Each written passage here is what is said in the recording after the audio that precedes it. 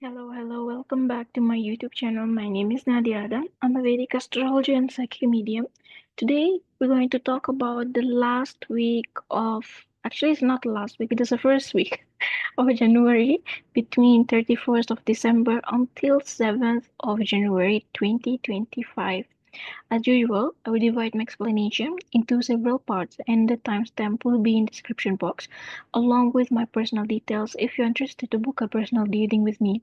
So before we are heading towards the reading, I would like to say thank you for everyone who've been supporting me. Thank you for everyone who've been listening to me, coming forwards to cheer me up, book any consultation for me. Highly gratitude towards you. Thank you for being the source of support and letting me continue doing whatever I'm doing and sending you a lot of love and light and wishing you a happy new year. May Lord bless you with more and more luck, abundance, and good fortune in 2025 and all of your wishes come true. Okay, thank you so much, everyone. Thank you. Now, talking about the first week of first week of January right now. First thing we can see, we are still under influence of the new moon that is happening in the sign of Sagittarius. And of course, everyone here saw the news that many issues, problems has to do with transportation, electric gadgets, or even fire, right? Accidents and some fatal kind of mistakes.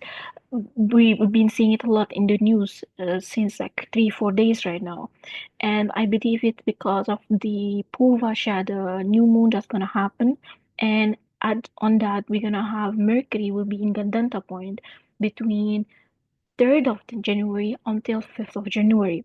Now let us break this with the new moon energy, all right?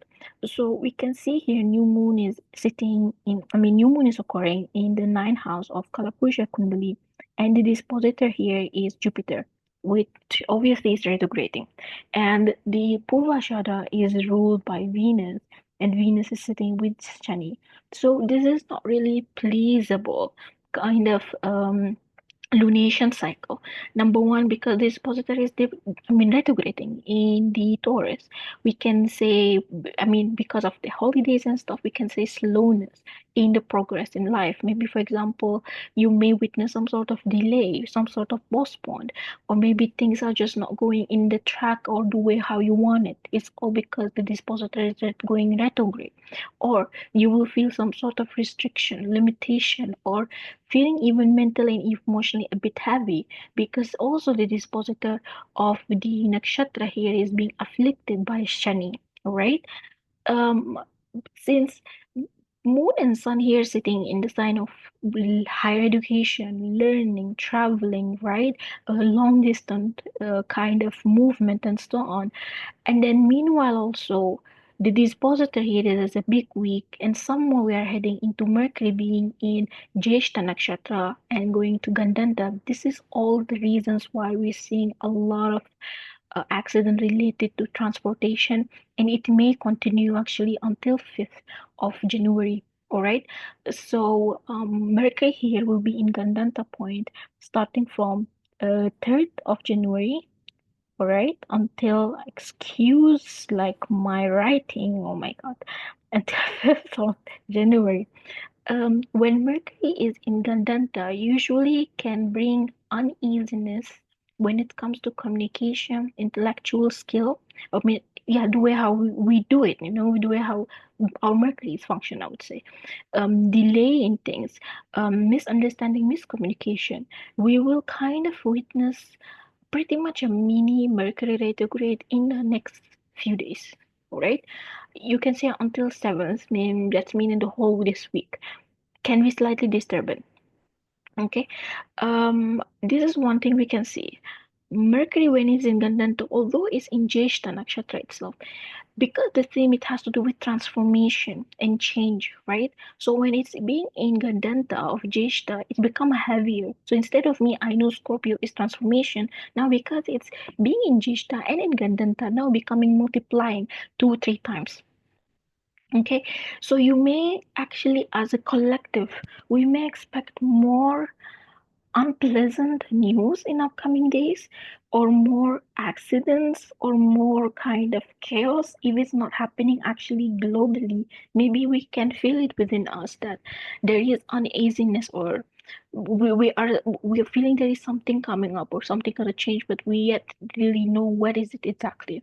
And because also the dispositor of, I mean, we have Scorpio here, is actually debilitated and retrograding in Cancer, right? So if you think about it, the whole chart right now in the sky, you can say until second or third week of January, it's slightly weak, I would say.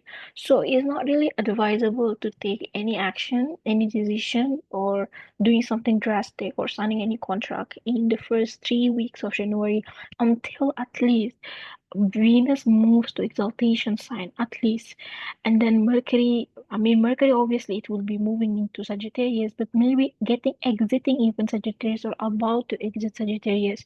Then, okay, we will find that there is at least one planet which, in its own strength, right now, if you think about it, Jupiter is retrograding, is not really feeling great, right? There is no planet actually feeling comfortable and okay moving retrograde, right? And then we have Mars here integrating. We have Venus and Shani together. Mercury here in Gandanta. Rahu Ketu being activated in both the Sthana houses. Alright?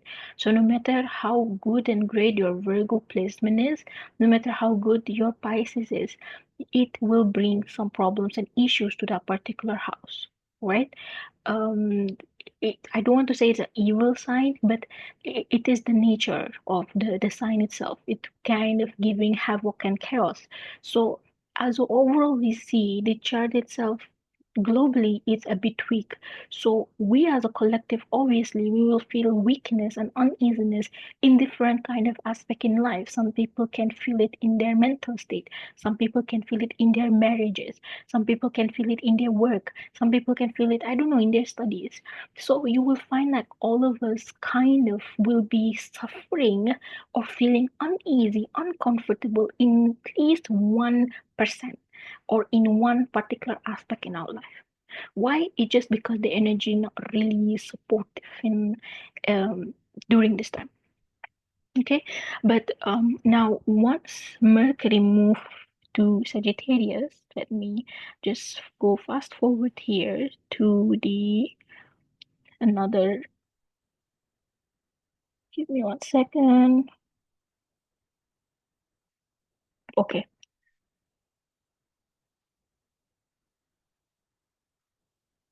right. So now once Mercury move to the sign of Sagittarius, which is around like 5th of January, all right, when it's get out of the Gandanta point. Um, Mercury and Sun creating Buddha-Aditya Yoga. So that means, again, if you've been feeling some, again, heaviness, uneasiness, and some mini kind of Mercury retrograde sensation within us in the last, I don't know, 2 weeks, I would say, then Mercury moving to Sagittarius right now is conjunct Sun. It's creating Buddha-Aditya Yoga. It's very quite it's very pleasurable yoga. It shows a clarity. It shows some mentally emotional balance, we can say here. It can also shows wisdom within us or epiphany, realizing things. So at least like our stamina or our inner strength will start to restore back during this period. At least we'll be able to think correctly. We will be able to act be correctly, talk and behave in the way how it's supposed to be in order for us to get the good result. All right. Um, Mercury here in Sagittarius, it can also give impulsiveness when it comes to our emotions. So anger, frustration, temper can be seen here. Maybe we will feel like we've been kept on the shadow or being in cocoon for a very long time. So now Mercury moving in Sagittarius, it will give us that energy like, okay, let's get things done, or okay, we are done from the holidays and stuff. We get back on track. But I would recommend I would recommend to wait at least the second or third week, ideally the third week of January, before you actually going to do something or to behave or act in the way how you want it to do. Okay, whatever you want to do. It's not advisable to sign any contract right now. It's not advisable again to propose anything. It's not advisable to take any action and decision. I'll repeat, until 2nd or 3rd of January. Now, 2nd or 3rd, it depends on how your chart actually going. Okay, so you need to see how your chart and what type of dashas you are going through, and then you can decide. All right.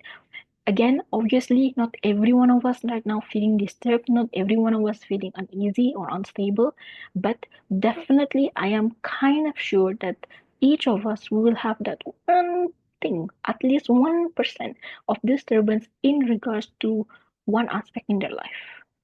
Okay, so that's it. I mean, I think we are starting the year is a bit heavy. We're starting here a bit heavy. So thank you so much for your time. Thank you for listening. Wishing you all the best, and I hope you are enjoying your holidays. Stay good and be good. See you soon. Bye.